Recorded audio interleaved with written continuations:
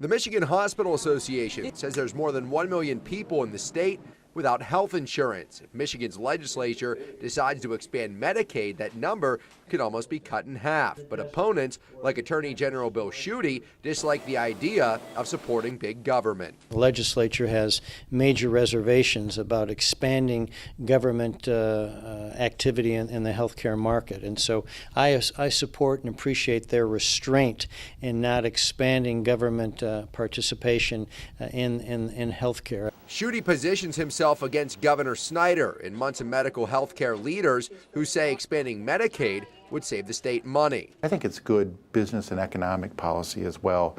Again, these patients are going to be treated whether or not Medicaid is expanded, and it is better for our community's economic base to have it treated in a low-cost, efficient setting rather than clogging up our emergency rooms. This week, the Traverse City Area Chamber of Commerce also spoke out in support of Medicaid expansion. Chamber Vice President Doug DeYoung says it would minimize the impact of uncompensated care and it would bring small businesses in line with federal health care reform laws. We're going to have to cover the costs of the uninsured in our state.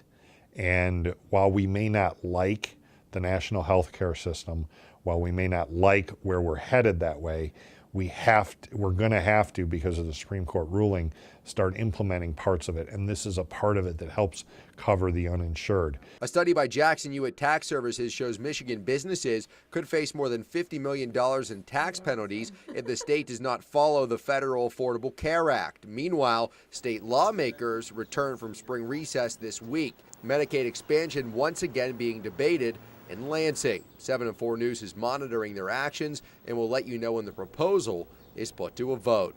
For 7 and 4 News, I'm Brody O'Connell.